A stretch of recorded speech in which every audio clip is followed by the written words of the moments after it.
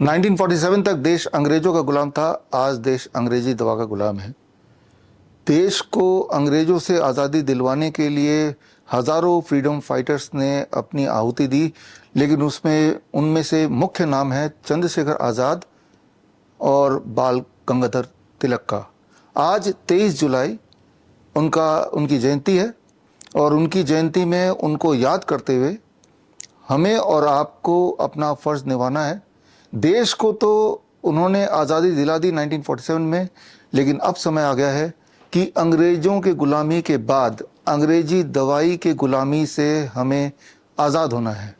और इसी श्रृंखला में टू टेक दिस फॉरवर्ड आज मैं लॉन्च करूंगा मेरी अगली किताब का नाम है if you are the first responder, 2 भाषाओं में, इंग्लिश और हिंदी में, और साथ में ही एक खास टेक्निक सीखेंगे, that is the last breath.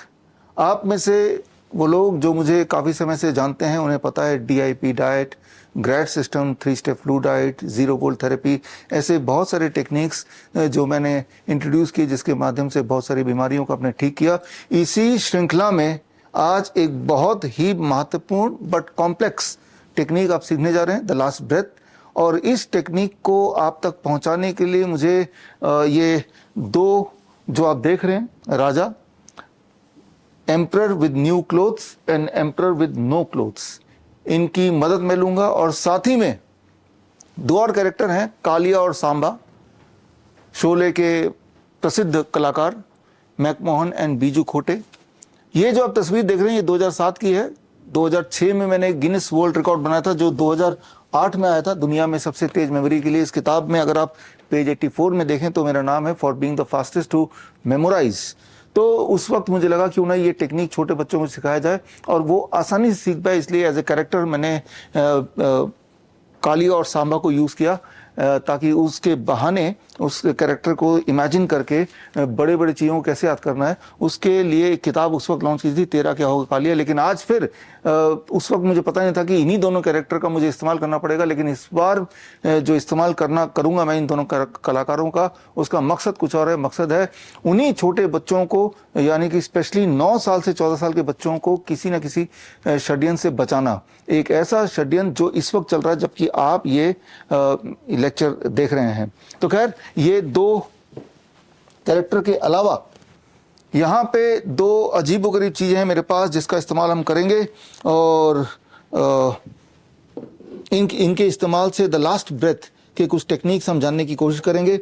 और इसके अलावा मैं अभी सबसे पहले इंट्रोड्यूस करूँगा 2 खास मेहमान, 2 खास पेशेंट के study, heart patient and cancer patient. अब देखिए, ये कैंसर पेशेंट का प्रोफाइल है जिनको डॉक्टरों ने बोन मैरो ट्रांसप्लांट के लिए बोल दिया था, जिंदगी भर कीमोथेरेपी, रेडिएशन पे रहने के लिए बोल दिया था। इन्होंने किस तरह से अपना पीछा छुड़वाया इस तरह के षड्यंत्र से, और किस तरह से अपने आप को पूरी तरह ठीक किया। ठीक हुए भी इनको 5-6 साल हो गए हैं और इनकी कहानी हम सुनेंगे। और इसके अलावा एक और पेशेंट है, वृंदा अरोड़ा, 15 साल की, जिसको बोल दिया गया था कि हार्ट ट्रांसप्लांट करो नहीं तो बच्चा मारा जाएगा, ऐसा उनके पेरेंट्स को बोल दिया गया था। तो वृंदा अरोड़ा से मिलेंगे अभी, वृंदा अरोड़ा के फादर एंड मदर से मिलेंगे।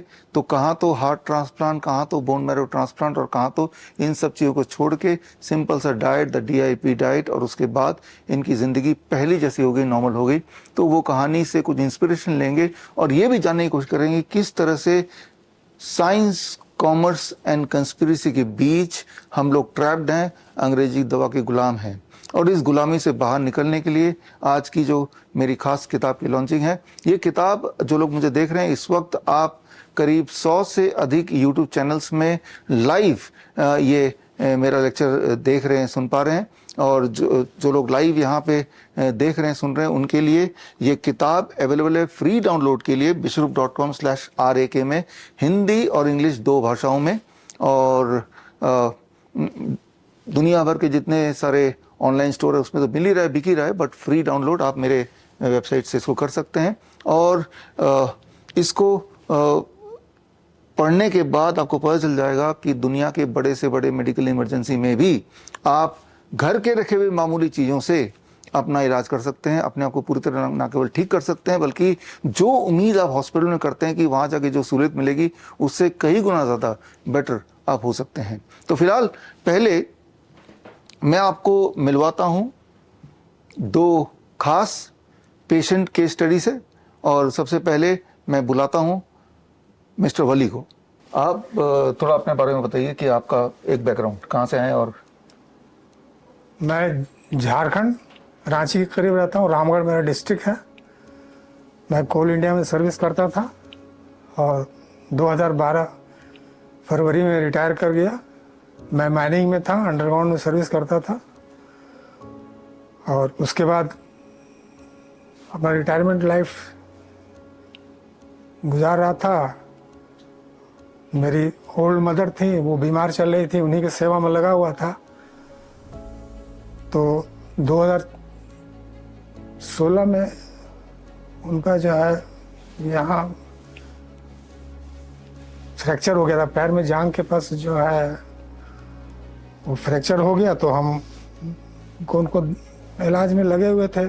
इस इन द मीन टाइम मेरे आँख में जो है स्वेलिंग हो गया, लेफ्ट साइड आँख में स्वेलिंग हो गया। तो लोगों ने कहा कि आप आँख के डॉक्टर से दिखाइए, कुछ प्रॉब्लम है लगता है। तो हम बोले कि ना, ऐसा कुछ प्रॉब्लम तो नहीं है, सिर्फ स्वेलिंग है। हमको लगता है कि रात में जो सोते हैं पंखा के नीचे, उसकी वजह से ठंडक लग जाना है, इसकी वजह से स्वेलिंग हो रहा है।